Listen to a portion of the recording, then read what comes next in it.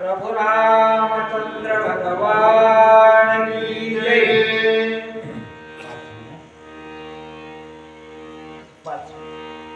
श्री राम राम जय जय राम, श्री राम जय जय राम।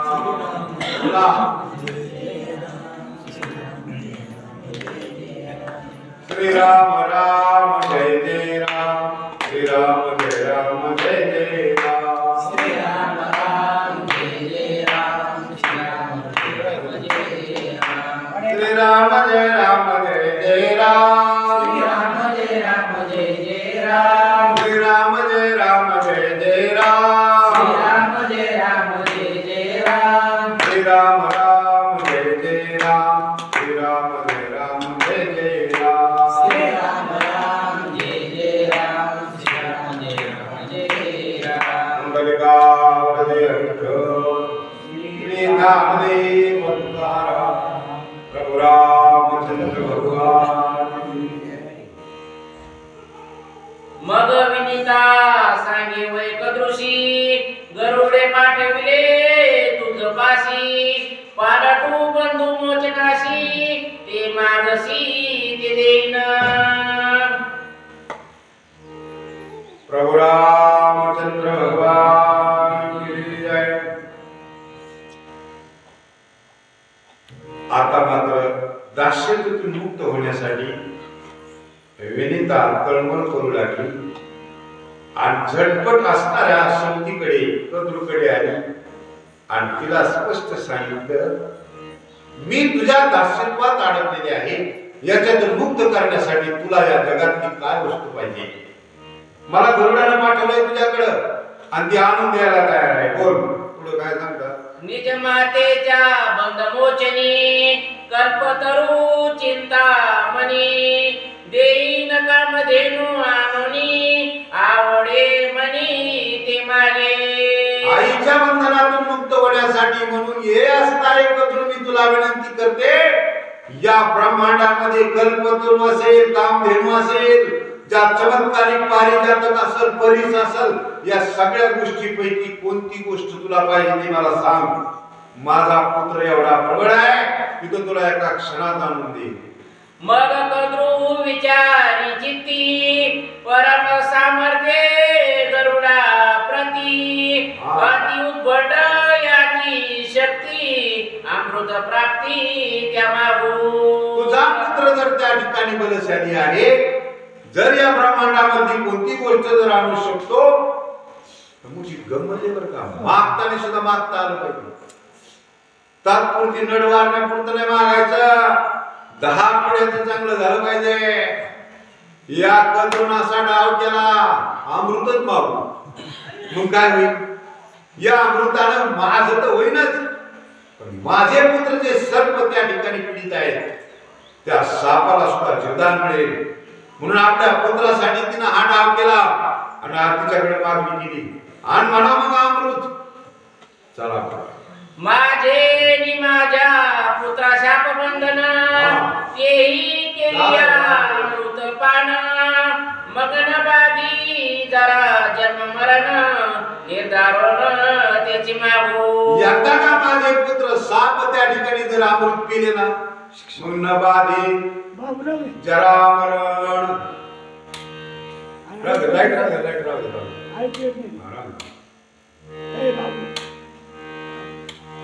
आणि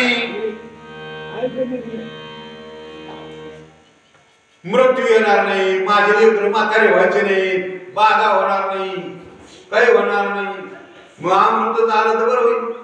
अशा प्रकारे तिला कद्रूला विचार झाला आणि कद्रू त्या ठिकाणी मागणी करू. कद्रू सांगे मिनी तपासी, निश्चय पुसावे गरुडासी।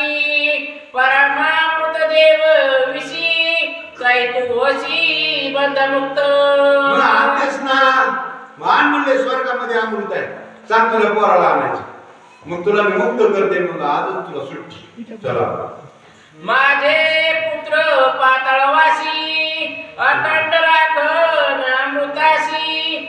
तरी प्राप्ती नाही त्यासी, तै तू देशी ते मुक्त। काय धर्म दे, पाताळामध्ये माझे पुत्र अमृताला राखणीत पण प्राप्ती नव्हे त्यासी. जवळ राहतात कळत नाही. काही देवाजवळ रोज राहते, भगवंताची प्राप्ती नाही झाली. देवाच्या अंगावरचं सोनं चोरणारे महाभाग सुद्धा या पृथ्वीतलावर आहे. सोन्याचे कळस कापून येणारे रात्रंदिवस पुजारी देवाचे कपडे बदलतात, देवाच्या अंगाला हात लावतात, पूजा करतात. त्या सुद्धा पुजाऱ्याला देव कळाला नाही, देव कसा आहे. ती कद्रू काय म्हणते, पाताळामध्ये अमृत कुंभ आहे, त्या ठिकाणी माझे पुत्र राखण आहे, पण त्यांना सुद्धा अमृत प्यायला मिळत नाही. मग जर तू अमृत वर आणलं तर कुठे गंमतच होईल ना. पुढे काय सांगतात, स्वादामृत उन्माद मृत सुप्तामृत तृप्तामृत हे अमृते प्रणोभात परमामृत पाचवे. परमामृत असणारं जे पाचवं आहे हे अमृत प्राप्त केल्यानंतर मनुष्य जीवाला मृत्यू येत नाही. हा त्या अमृताचा गुण आहे. स्वादामृत अप्सराशी तेने त्या स्वादिष्ट सर्वासी तृप्तेमृत ते देवासी सुधा त्यासी बाधेना. तृप्तामृत देवाला प्यायला मिळते, स्वादामृत अप्सरेला मिळते म्हणून त्या सुंदर आहे. देवाला भूक लागत नाही अमृत केल्यानंतर, ते देवाचा अमृत वेगळा आहे. अशा अमृताचे अनेक भाग त्या ठिकाणी सांगितले. उन्मतामृत दैत्यासी तेने ते उन्मत ऐर्निशी सुषुप्तमृत ते दिग्गजासी तेने सुकेशी डुलत. आणि म्हणून जे दिग्गज आहेत साधू संत त्या ठिकाणी योगी तपी त्या त्यांना दिग्गज अमृत पितात. आणि असणाऱ्या नाना प्रकारच्या अमृताचं विभाजन झालेलं आहे, त्याप्रमाणे त्या अमृताच्या धुंदीमध्ये राहतात. अशा प्रकारचं अमृत त्या ठिकाणी घेऊन ये म्हणावं असं ती कद्रू म्हणते.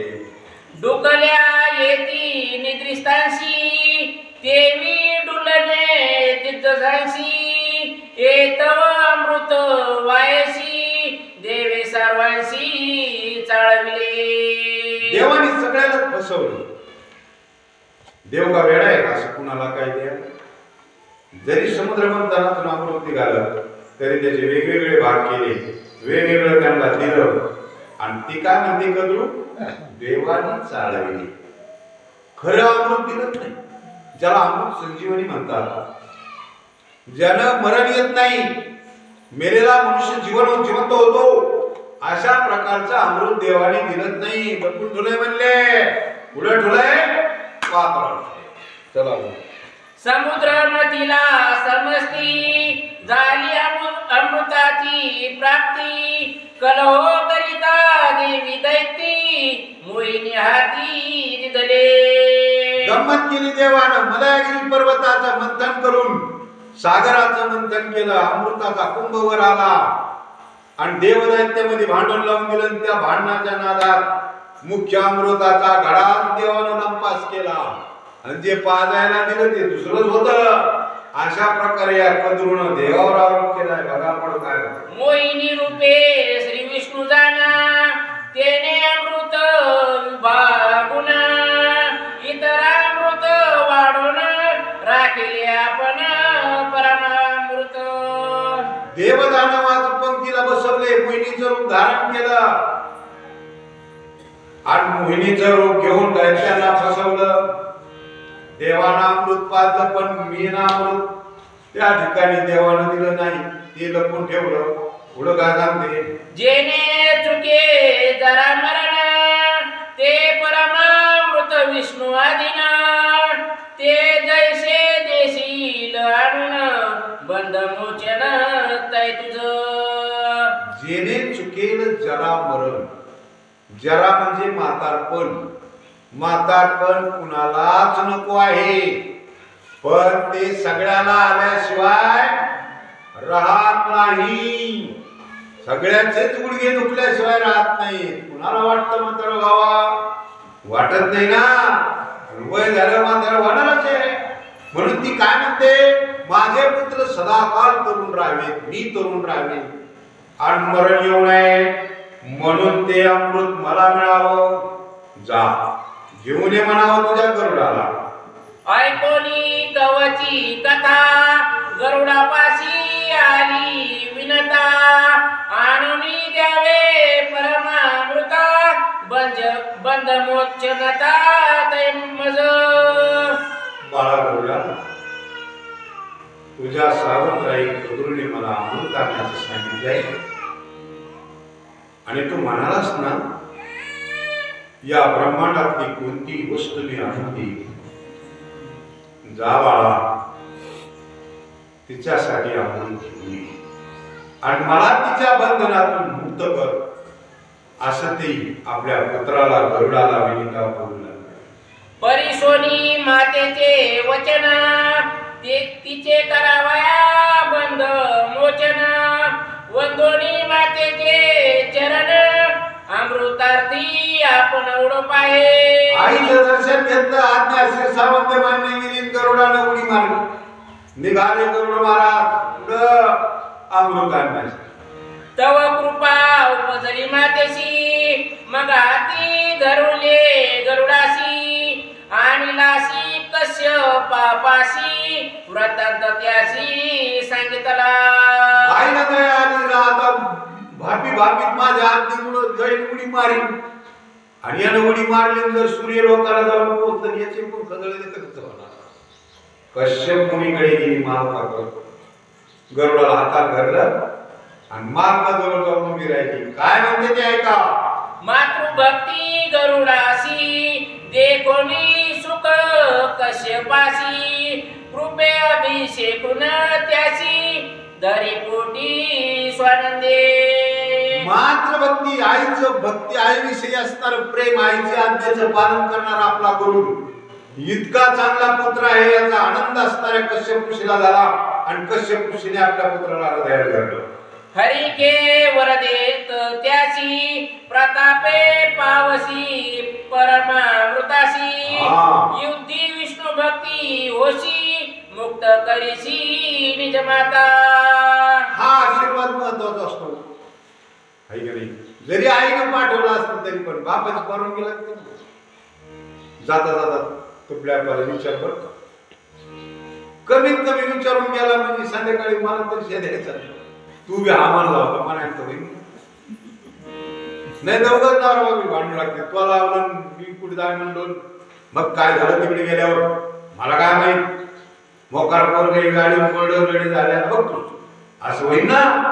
बाबाकडे गेला, आशीर्वाद घेतला पित्याकडून आणि पित्याला आशीर्वाद दिला. जा गरुडा, या जगातली कोणतीही गोष्ट तू घेऊन येशील, अमृत तुला प्राप्त होईल, कोणताही तुला संकट येणार नाही आणि तुझं नाव लौकिक होईल, विष्णूचा भक्त होशील, अशा असणारा आशीर्वाद देऊन टाकला.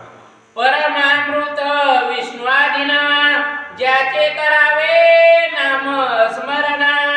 नामापाशी विजय पूर्ण निश्चय जाण हरिभक्ता. आणि मग हरिभक्ताला जर त्याची प्राप्ती करून घ्यायची असेल, सुखी जीवन करायचं असेल तर नामामृत सेवेसावकाश किंवा एक तत्व नाम दृढ धरी म्हणा. हरशी करुणा येईल तुझी ते नाम सोपे रे.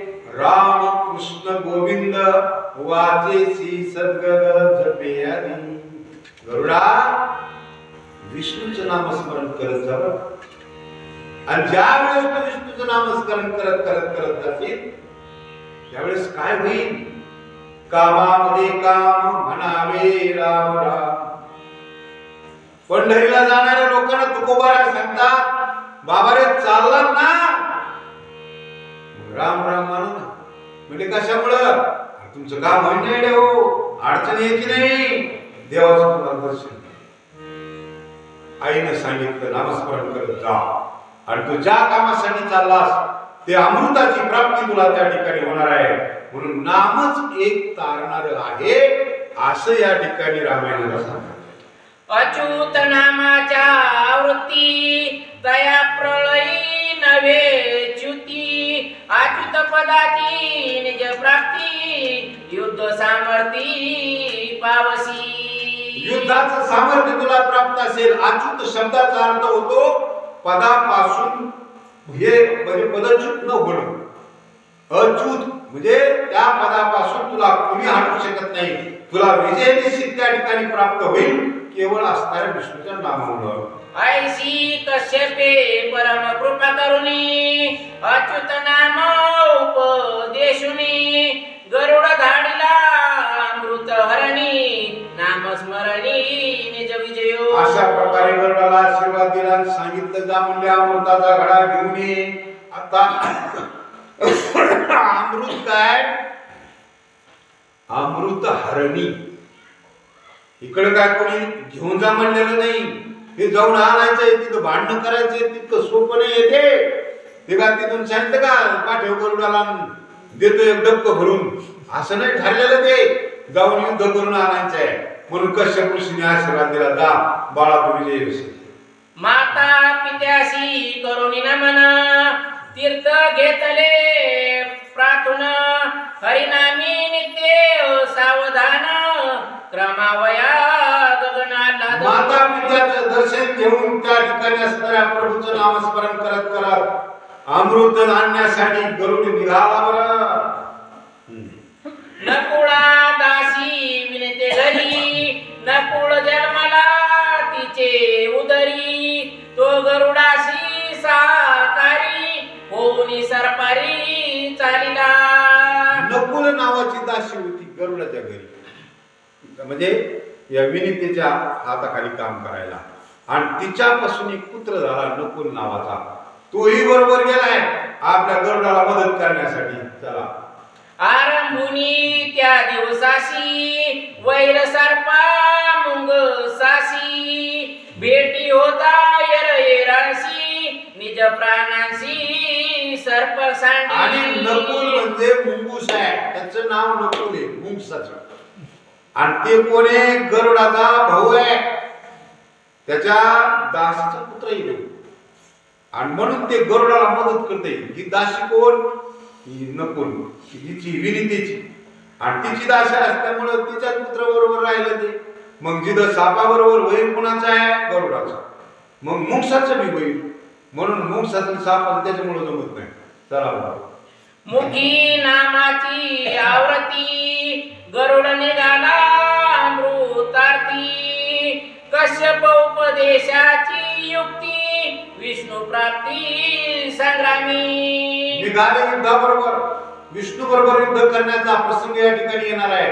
अमृताचा कुंभ त्या देवाकडे आहे आणि ते आणण्यासाठी त्याचं भजन करत आपल्या आईच्या आदेशाने निघाला. एका जनार्दना शरण करिता श्रीराम नाम स्मरण भगवत प्राप्ती अनोट ज्ञान हे महिमान नामाचे. आणि म्हणून नाथ बाबा सांगतात की बाबा रे त्या ठिकाणी नामस्मरण महत्वाचं आहे. या नामस्मरणाने कलियुगी माझी करावे कीर्तन तेने नारायण देईल भेटी. असा असणाऱ्या भगवंताची प्राप्ती करायची असेल, या जीवनाचं अमृत करून घ्यायचं असेल तर नामस्मरण करा असं त्या ठिकाणी साधू संत सांगतात. आणि नाथ बाबा म्हणतात उद्याच्या अध्यायामध्ये गरुड आता कशा प्रकारे अमृत आणणार आहे, त्या गरुडाला काय काय अडचणी येतील, या सगळी गोड कथा आपल्याला उद्याच्या अध्यायात ऐकायची आहे. नामापाशी भुक्ती मुक्ती नामापाशी यश कीर्ती नामापाशी विजय प्राप्ती कर्म निर्मुक्ती हरिनामे.